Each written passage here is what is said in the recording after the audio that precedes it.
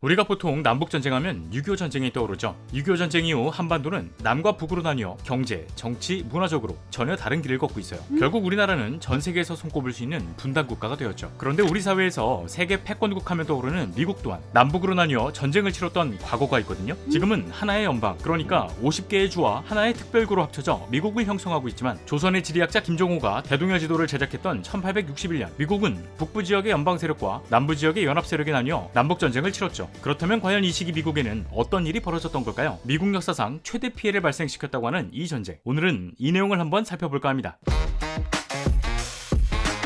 자, 오늘 저와 함께 살펴볼 지식 가이드는 미국 남북전쟁입니다. 때는 시간을 거슬러 1800년대 미국, 당시 미국의 북부 지역에서는 산업혁명에 한창 돌입하고 있었고 남부 지역에선 대규모 농장을 운영하면서 가파른 경제 성장을 하고 있었어요. 그리고 이 시기엔 철도가 건설되면서 곳곳에 버려져 있던 황무지가 개척되기도 했죠. 이는 곧 경제, 사회, 문화적 발전과 함께 인구수의 증가를 불러일으켰습니다. 1800년에는 500만 명에 불과했던 인구가 1850년에는 2300만 명으로 반세기 만에 무려 4.6배 증가했으니까요. 그런데 이런 가파른 성장 뒤편에는 아직 해결되지 않은 사회적 문제가 남아있었거든요. 네, 다름 아닌 노예제도입니다. 북부의 경우에는 반인간성을 강조하며 노예제도를 폐지해가고 있었지만 남부의 경우에는 대규모 농장을 운영하고 있었기에 반드시 노동력을 확보해야 했어요. 게다가 1807년 영국에서 시작된 노예무역 금지로 인해 공급에 차질이 생기면서 남부 기득권 세력들은 노예를 수입하는 대신 노예 재생산, 그러니까 노예들에게 최소한의 생활을 보장해주고 노예들끼리 자식을 낳게 해 새로운 노예를 만드는 방안을 고안해내기도 했죠. 이 상황을 지켜보던 북부는 노예를 기반으로 성장한 남부를 못마땅하게 여기고 있었어요.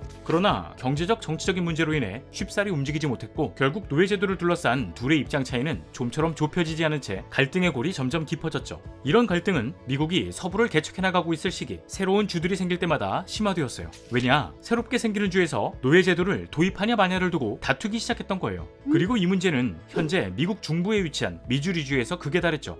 때는 1819년 미주리가 미국 연방 하나의 주로서 가입 신청서를 내밀었고 이후 남부와 북부에서 노예제도 도입 여부에 대한 논쟁을 펼치게 됩니다. 하지만 미주리 지역은 연방 가입 신청을 넣기 전부터 노예제도를 운영해 왔었기 때문에 남부와 북부 양측 모두 쉽사리 의견을 굽히지 않았어요. 그리고 비슷한 시기 현재 미국 북동쪽에 있는 메인주 또한 연방 가입 신청서를 제출하게 되거든요. 상황이 매우 복잡해지자 남부와 북부는 미주리주에선 노예제도를 허가하고 메인주에서는 노예제도를 인정하지 않는 조건으로 타협하게 됩니다. 이후 노예제도를 두고 조금 더 명확한 기준점을 잡기 위해 1820년 미주리 컴프로마이즈, 즉 미주리 협정을 맺게 되었죠.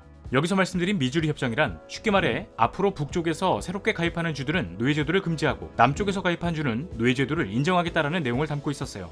일단 협정을 통해 급한 불은 껐으니 남부와 북부 사이에서 벌어진 갈등이 조금은 좁혀지는 듯 했으나 이것은 근본적인 문제를 해결하지 않은 임시적 타협이었을 뿐 북부 사람들은 여전히 노예제도를 못마땅히 여겼죠. 이때 남부에선 점점 심해져가는 억압 속에 몇몇 흑인들이 반란을 일으켰던 이른바 넷터너 반란 사건이 벌어지기도 했고 북부 지역 사람들은 미주리 협정 이후 노예제 반대 운동을 펼치면서 남부에 살고 있는 백인들과 다투어 피를 보기까지 했습니다. 이로 인해 미국 내부에서도 노예제도를 없애야 한다는 여론이 더욱 강해졌고 남부 지역의 기득권 세력들은 지금 당장 자신이 배가 불러도 앞으로 정치적 고립은 피할 수 없을 것이다, 이런 생각을 가지게 될 수밖에 없었죠. 그리고 여기서 북부와 남부의 갈등을 극에 달하게 만들었던 법이 통과되거든요. 이 법은 다름 아닌 도망노예법. 1793년과 1850년 두 차례에 걸쳐 제정되었던 이 도망노예법은 한마디로 도망친 노예를 소유주에게 되돌려주기 위해 만들어진 법률이에요. 여기서 문제는 1850년에 제정된 도망노예법은 1793년 법에서 한층 강화된 북부로 도망친 노예를 숨겨주면 숨겨준 북부 사람도 처벌받는다는 내용이 포함되어 있었죠. 이 조항에 북부 사람들은 내가 왜 남부법을 따라야 하냐 라고 반발하면서 상황은 극으로 치닫게 되었습니다. 그러던 1861년 3월 남부의 노예제도를 비판하고 노예에게 자유를 보장해야 한다고 주장했던 한 인물이 등장하게 되죠. 네, 미국의 제16대 대통령 에이브러엄 링컨입니다. 미국 남부에선 북부의 열렬한 지지를 받으며 당선된 대통령 링컨을 납득할 수 없었어요. 결국 사우스캐롤라이나, 미시시피, 루이지애나, 플로리다, 텍사스, 엘라베마, 조지아 총 7개의 주는 연방을 탈퇴하겠다 선언한 뒤 아메리카 연합국이라는 새로운 국가를 선포하게 되죠. 이로 인해 미국은 두 개의 길로 갈라지게 되었지만 링컨과 연방은 이를 인정할 수 없었어요. 그래도 이 상황을 해결하고자 남북 모두 노예제도에 대한 타협안을 꾸준히 제시해봤지만 협의가 이루어지지 않아 문제가 지속되었죠. 그렇게 갈등이 메워지지 않은 채 남북이 대립하던 1861년 4월 12일 미국 남북전쟁이 발발하게 된 결정적 사건이 터지게 됩니다. 당시 연방을 탈퇴했던 사우스캐롤라이나에는 섬터 요새라는 곳이 있었습니다.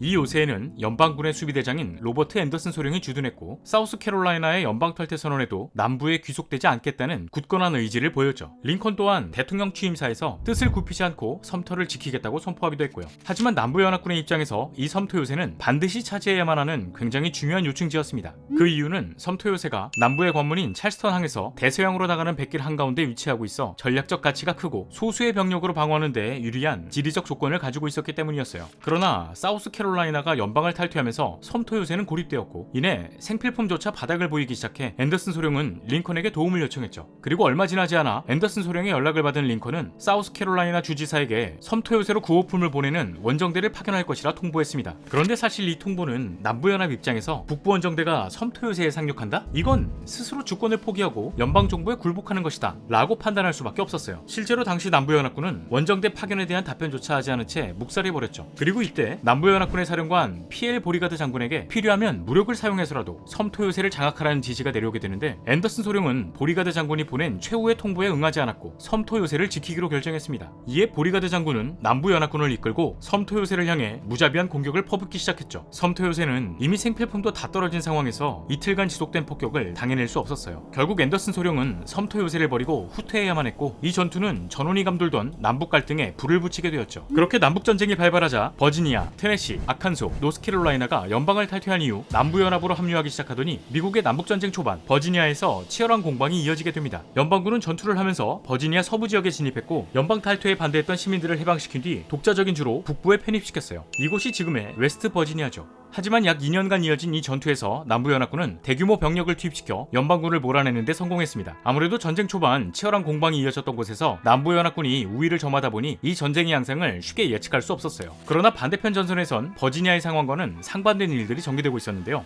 연방군은 이 전쟁에서 승리하기 위해 하나의 계획을 착수했습니다. 이 계획은 남부 지역의 해안 전역을 봉쇄한 이후 미시시피강을 장악한 뒤 양쪽으로 쪼개 아래에서 위로 압박하는 이른바 아나콘다 계획이었죠. 만약 이 계획이 원활하게 진행된다면 남부연합군의 무역로를 끊을 수 있어 전쟁 물자 보급을 차단할 수 있었고 경제 상황을 급속도로 악화시킬 수 있었어요. 하지만 이 전략 자체가 워낙 수동적이다 보니 실패할 확률이 굉장히 높았지만 연방군은 미시시피와 켄터키주에서 차례로 남부연합군을 격퇴하는 데 성공하면서 분위기를 완전히 뒤바꿨죠. 이후에는 기습 공격으로 남부 지역의 최대 도시였던 뉴올리언스까지 장악해 아나콘다 계획을 성공적으로 진행했습니다. 그리고 1863년 7월 미국 남북전쟁 최대의 격전이라고 불리는 게티즈버그 전투가 발발했죠. 이 전투는 남부연합군을 이끄는 로버트 에드워드 리 장군과 연방군을 이끄는 조지 고든 미드 장군이 조그마한 시골 게티즈버그 평야에서 3일간 총력전을 치른 전투로 약 7만 5천 명에 달하는 남부연합군과 10만 명에 달하는 연방군이 맞붙게 된 대규모 전투였죠. 이 전투에서 연방군은 남부연합군보다 앞서 병력을 배치해 평야를 장악했고 남부연합군은 이를 돌파하기 위해 매일 1마일에 달하는 거리를 진격했지만 이동 루트가 훤히 보이는 평야지대에서 미리 배치되어 있던 연방군 진영을 뚫긴 불가능에 가까웠습니다. 실제로 이때 연방군은 15,000명에 달하는 남부연합군 돌격대에 무자비한 폭격을 가했어요. 이로 인해 남부연합군의 돌격대는 괴멸되다시피 했고 끝까지 저항해보려 했지만 승산이 보이지 않았다고 하죠.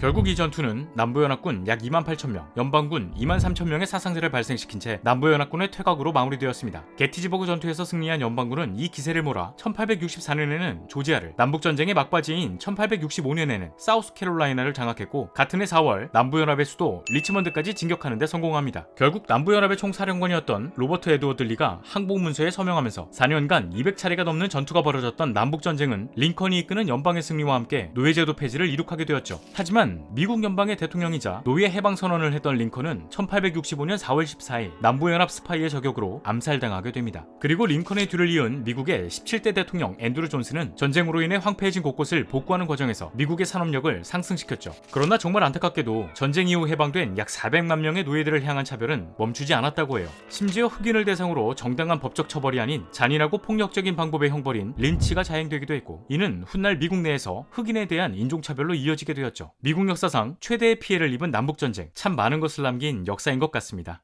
자, 오늘의 영상은 여기까지입니다. 다음에 또 다른 안내서로 찾아뵙도록 하겠습니다. 지금까지 지식가이드였습니다. 감사합니다.